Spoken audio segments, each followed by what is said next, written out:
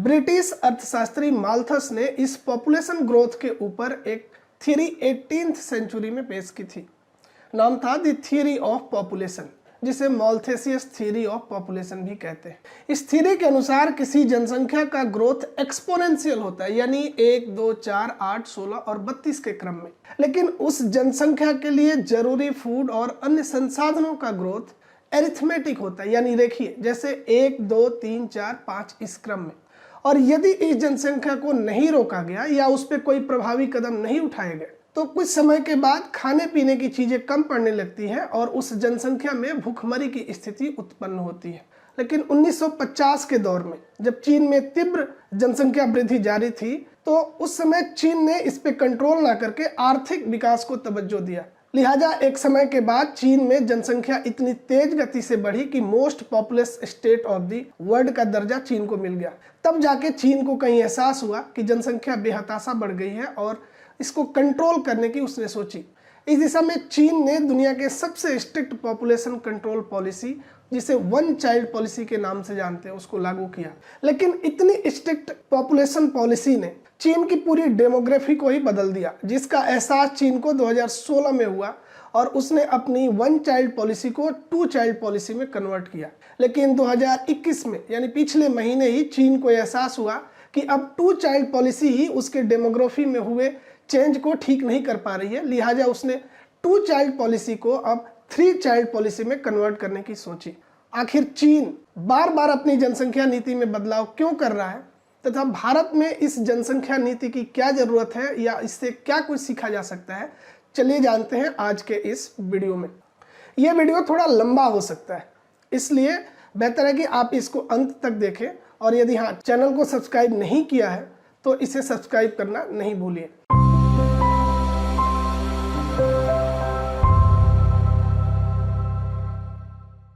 चीन में जनसंख्या वृद्धि का असल दौर शुरू हुआ 1949 के बाद, जब चीन में माओ के नेतृत्व में कम्युनिस्ट पार्टी की सरकार बनी। माओ का मानना था कि पॉपुलेशन तीव्र आर्थिक विकास के लिए जरूरी है, लिहाजा उसने जनसंख्या नियंत्रण के बजाय जनसंख्या ग्रोथ को इनकरेज किया। इससे चीन की आर्थिक विकास तो हुई, लेकिन 1949 में जो जनसंख्या 54 करोड़ थी, 1976 आते आते ये 94 करोड़ पहुंच गई। चीन के कुछ चिंतकों ने अनुमान लगाया कि अगर इसी रफ्तार से चीन की जनसंख्या बढ़ते रही तो 2050 आते आते चीन की जनसंख्या लगभग 300 करोड़ पहुंच जाएगी और 2080 में इसे 400 करोड़ तक पहुंचने की संभावना थी। जाहिर है इतनी बड़ी जनसंख्या को संभाल पाना किसी देश के लिए संभव नहीं होगा। लेकिन माओ चूंकि एक डिक्टेटर था, जीते जी उसकी पॉलिसियों या उसके विचारधारा में कोई परिवर्तन नहीं किया जा सकता था।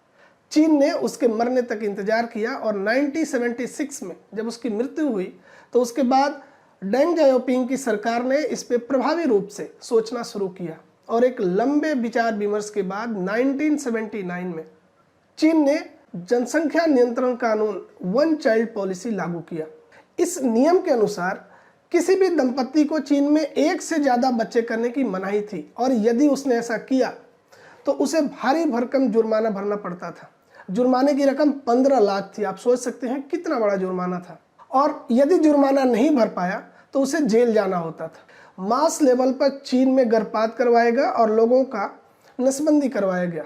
हालांकि जो लोग इस पॉलिसी को मानते थे उसके लिए चीन में इंसेंटिव की भी व्यवस्था की गई थी। बड़े लेवल पे कंट्रासेप्टिव मेजर्स भी चीन में अपनाए गए ताकि चीन की जनसंख्या कम हो और इसका असर भी हुआ।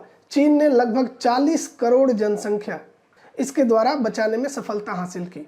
लेकिन ये सब कुछ चीन में ही संभव हो सका क्योंकि चीन में लोकतंत्र नहीं था। तानाशाह टाइप की सरकार है और उसे जो मर्जी होती है वो चीन में लागू कर सकता है। इस पॉलिसी के द्वारा भी चीन में कई तरह के अत्याचार वहाँ के लोगों पे हुए। लेकिन 36 साल तक चले चीन की इस वन चाइल्ड पॉलिसी से 2 फायदे चीन को हुए। पहला, चीन अपनी आबादी कम करने में सफलता हासिल की, तो दूसरा, चीन का तीव्र आर्थिक विकास भी हुआ। लेकिन कहते हैं ना कि हर चीज के 2 पहलू होते हैं। चीन को इस पॉलिसी से फायदा तो हुआ, लेकिन चीन की पूरी तरह से डेमोग्राफी ही बदल गई। इसका असर हुआ कि चीन में बूढ़ी आबादी में तेजी से वृद्धि हुई तो वहीं यंग पॉपुलेशन में तेजी से गिरावट आई। अपने सस्ते लेबर मार्केट के दम पे विश्व के लगभग 1/4 प्रोडक्शन का केंद्र बने चीन को अपने कामगार जनसंख्या में कमी होने से आर्थिक विकास के गिरने की चिंता सताने लगी। लिहाजा 2016 में उसने अपनी जनसंख्या नीति में बदलाव करते हुए वन चाइल्ड पॉलिसी को टू चाइल्ड पॉलिसी में कन्वर्ट कर दिया। यानी अब लोगों को 2 बच्चे करने की आज़ादी चीन में थी और चीन को इस पॉलिसी से उम्मीद थी कि जो भी demography change one child policy के द्वारा हुआ है ये सब कुछ ठीक ठाक हो जाएगा। लेकिन हाल ही में जब 2020 की पॉपुलेशन सेंसस रिपोर्ट आई तो उसे हैरत में डाल दिया। वर्तमान में चीन की जनसंख्या 140 करोड़ पहुंच गई है तथा बर्थ रेट 11.15 है, जबकि ग्लोबल औसत को देखें तो ये 18.5% यानी प्रति 1000 लोगों पे 18 से ज़्यादा बच्चे ग्लोबल औसत में होते हैं। लेकिन चीन में लगभग इसके आधे। चीन की फर्टिलिटी रेट भी काफ़ी तेज़ी से गिरी है, यह 1.3 है अभी 2020 के पॉपुलेशन सेंसस के रिपोर्ट के अनुसार। जबकि किसी भी जनसंख्या को बनाए रखने के लिए फर्टिलिटी रेट का 2.1% होना जरूरी है। अंदाजा लगा सकते हैं कि आने वाले वर्षों में चीन की जनसंख्या तेजी से गिरेगी। ईवन के मुताबिक 2027 तक चीन के मोस्ट पॉपुलस स्टेट का दर्जा भी छिन जाएगा। कुछ लोग तो अनुमान लगा रहे हैं कि ये 2024 या 25 में ही पूरी हो जाएगी। आने वाले वर्ष में चीन की डिपेंडेंसी रेशियो भी बढ़ेगी, यानी बूढ़े लोगों की संख्या बढ़ेगी और उसका जिम्मा नौजवान लोगों पे पड़ेगा। यदि ऐसी स्थिति रही तो चीन में वर्किंग मैन पावर की संख्या कम होगी और ऐसी स्थिति में चीन की सरकार का पेंशन, हेल्थ केयर और वेलफेयर बजट भी बढ़ेगा, जबकि आर्थिक विकास काफ़ी तेजी से गिरेगा। इसलिए चीन ने ऐसी परिस्थिति को टालने के लिए महज 5 वर्ष बाद ही पिछले महीने अपनी 2 चाइल्ड पॉलिसी को अब 3 चाइल्ड पॉलिसी में कन्वर्ट करने का फैसला किया। लेकिन इसका बहुत ज़्यादा असर होने की संभावना कमी है, क्योंकि लंबे समय तक चले वन चाइल्ड पॉलिसी के द्वारा अब चीन के लोगों में कम बच्चे रखने की एक स्वाभाविक आदत सी बन गई है। इसलिए इसकी उम्मीद कमी है कि चीन में अब 3 चाइल्ड पॉलिसी के द्वारा भी उसकी डेमोग्राफी में कुछ बहुत ज़्यादा परिवर्तन हो सके। बात करते हैं भारत की बढ़ती आबादी और जनसंख्या नियंत्रण कानून की। जैसा कि पहले ही बताया, अब हम चीन को बहुत जल्द पीछे छोड़ने वाले, आर्थिक और सामरिक ताकत में नहीं बल्कि जनसंख्या के मामले में। ईवन की एक रिपोर्ट पर यदि विश्वास करें तो 2050 तक हमारी जनसंख्या 164 करोड़ होगी। वर्तमान में हमारी आबादी 138 करोड़ को पार कर चुकी है।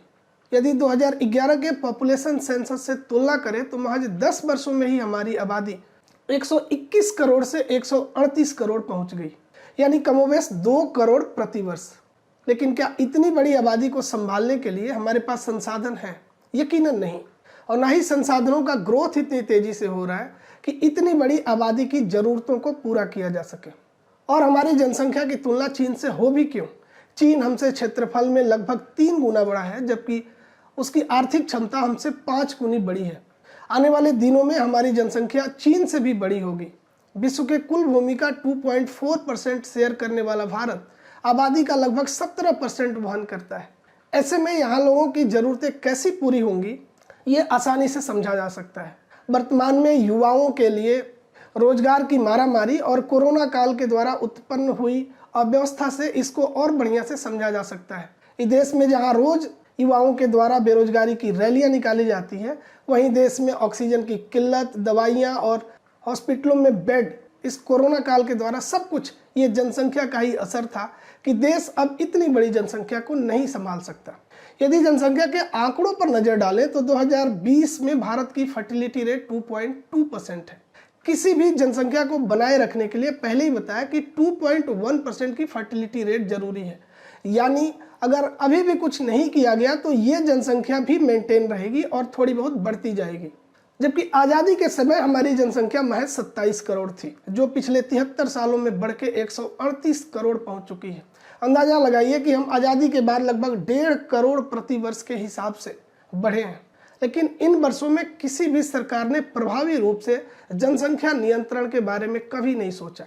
सरकार के द्वारा फैमिली प्लानिंग की सारी एक्सरसाइज कागजों तक ही सीमित रही। दूसरा, हमारी सरकारी व्यवस्था भी ऐसी नहीं है जो चीन की तरह कड़े फैसले लेके अभी जनसंख्या पर कोई प्रभावी नियंत्रण लगा सके। आपको वो दौर याद होगा जब इमरजेंसी के दौरान इस देश में जबरदस्ती की नसबंदी कराई गई थी। एक राजनीतिक भूचाल सा उत्पन्न हुआ, सरकारें गिर गई थी। अंदाजा लगाइए कि हम ऐसी किसी भी तरह की पॉलिसी को इम्प्लीमेंट करने की स्थिति में नहीं है। लेकिन शुक्र मनाइए 1990 के बाद देश में बदले सोशियो इकोनॉमिक ट्रांसफॉर्मेशन का, जिसने शहरी आबादी में वृद्धि की और लोगों में कम बच्चे रखने की एक स्वाभाविक प्रेरणा जागृत हुई। यदि इस समय की स्थिति देखें तो शहरों में फर्टिलिटी रेट 1.8% है, जबकि गांव में यह 2.5% है। लेकिन आज भी कुछ राज्य ऐसे हैं जहां TFR यानी टोटल फर्टिलिटी रेट 3% से ऊपर बनी हुई है। आप अंदाजा लगा सकते हैं कि इस तरह से अगर फर्टिलिटी रेट में गिरावट आई है और सरकारें प्रभावी रूप से कुछ भी कदम उठाई होती तो बहुत पहले ही हमारी स्थिति संभल गई होती। आज इतनी बड़ी विस्फोटक स्थिति इस देश में नहीं बनी होती। विश्व की 5वीं बड़ी अर्थव्यवस्था होने के बावजूद हमारी पर कैपिटा इनकम इतनी ही है कि इसकी तुलना कुछ अफ्रीकी गरीब देशों के साथ की जाती है। यही कारण है कि शिक्षा, स्वास्थ्य और अन्य बुनियादी जरूरतों की चीजें आज या तो गुणवत्तापूर्ण नहीं मिल पाती या उनकी भारी कमी देखने को मिलती है। और इन सब के पीछे एक ही कारण है, जनसंख्या। आप खुद कल्पना करके देखिए कि क्या इतनी बड़ी आबादी को सरकारें रोजगार दे सकती हैं? वादे तो बहुत करती हैं, ऊपर से हमारी सरकारें भी वही गलती कर रही हैं जो चीन की माओ सरकार ने की थी। आप देखते होंगे नेता बहुत जोश में नारे लगाते हैं कि हमारी आबादी युवा है। इस देश की 65% आबादी अभी भी 35 साल से कम उम्र की है। लिहाजा हमारे पास एक मौका है कि हम तीव्र आर्थिक विकास कर सकें। वैसे हम लोकतांत्रिक देश हैं और नारा लगाने में बहुत ज़्यादा विश्वास करते हैं, और यही काम हमारी सरकारों ने जनसंख्या नियंत्रण को लेकर किया था। एक दशक पहले सरकारें घूम घूम के नारा लगाती थी कि हम दो और हमारे दो। उनका मकसद ये था कि अगर ये भी फर्टिलिटी रेट बनी रही तो कम से कम जनसंख्या यहीं स्थिर हो जाएगी। लेकिन उस नारे से कुछ हुआ नहीं, और अभी आप जनसंख्या के आंकड़ों से अंदाजा लगाइए कि यह विस्फोटक स्थिति में पहुंच चुकी है। अगर उत्तर प्रदेश की तुलना कीजिए तो इसकी जनसंख्या ब्राजील से बड़ी है। उत्तर प्रदेश और बिहार को अगर कंबाइन कर दिया जाए तो इनकी जनसंख्या अमेरिका से बड़ी है। लेकिन खुद कल्पना करके देखिए कि क्या इन दोनों राज्यों के पास अमेरिका से ज़्यादा संसाधन है? हम उसके आसपास भी कहीं खड़े नहीं होते। इतनी बड़ी आबादी को रोजगार तो छोड़िए, उनकी बुनियादी जरूरतें जैसे शिक्षा, स्वास्थ्य और अन्य चीजें भी पूरी करने में समर्थ नहीं हो पाते। ऐसे में जरूरत है कि सरकार अविलंब किसी ऐसे प्रभावी जनसंख्या नियंत्रण कानून को सामने लाए जो इस विस्फोटक स्थिति को संभाल सके। नहीं तो वो दिन दूर नहीं है कि जब देश में गुणवत्तापूर्ण जीवन दुभर हो जाएगा और वर्ग संघर्ष की स्थिति भी उत्पन्न हो सकती है।